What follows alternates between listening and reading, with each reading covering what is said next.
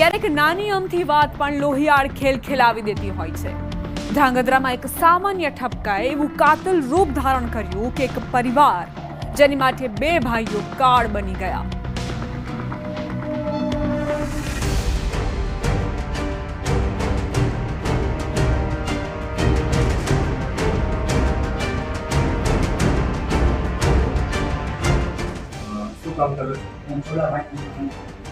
સુરેન્દ્રનગરનું Dhrangadhra city police station અને અહીંના અધિકારી સમક્ષ રજે રજની માહિતીઓ આપતા બે વ્યક્તિઓ,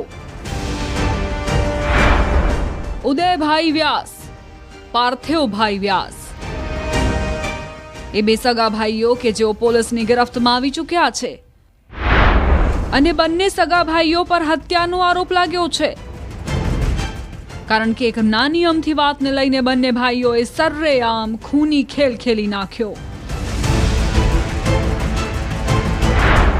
માતાજીના મંદિર આગળ ખૂની ખેલ ખેલાયો।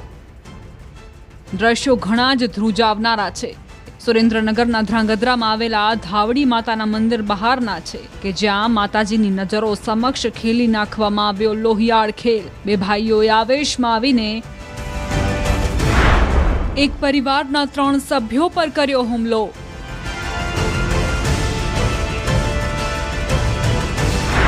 પિતા, માતા અને પુત્રી પર હુમલો।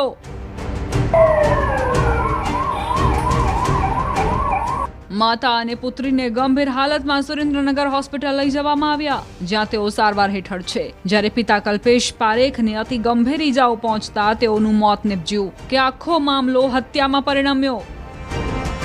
આ કામના બહેન કૃષ્ણાબેન પારેખ કે જેઓ સુરેન્દ્રનગર ખાતે કોલેજની અંદર અભ્યાસ કરે છે અને આ કામના મુખ્ય આરોપીએ તેઓ સુરેન્દ્રનગર જતા હતા દરમિયાન તેઓને પૂછેલ કે તમે સુરેન્દ્રનગર જાઓ છો કે કેમ।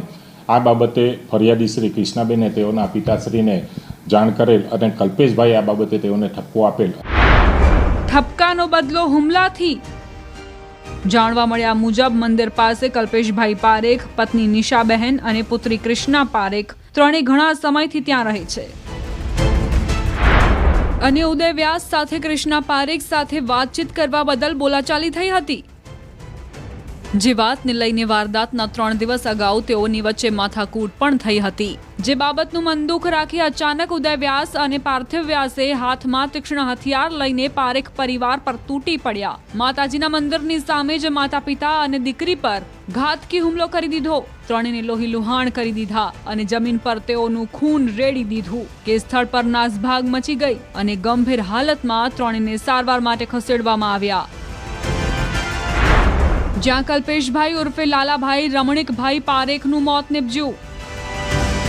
બંને જણાએ ફરિયાદી શ્રી તથા તેની માતા તથાના પિતાશ્રી સાથે ઝઘડો કરેલ અને ફરિયાદી કૃષ્ણાબેનના પિતા કલ્પેશભાઈને છરી વડે હુમલો કરી અને મૃત્યુ નિપજાવેલ અને આ દરમિયાન ફરિયાદી શ્રી કૃષ્ણાબેન તથા તેઓના માતા પણ ઈજા પામેલ અને બંનેને સારવાર અર્થે સુરેન્દ્રનગર ખાતે ખસેડેલ।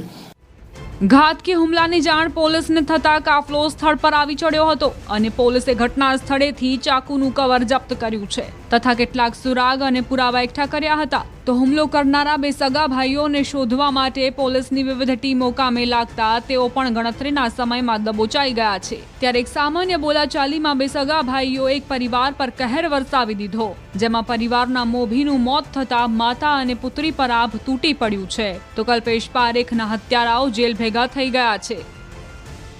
સુરેન્દ્રનગરથી અક્ષય જોશી, ન્યૂઝ 18 ગુજરાતી।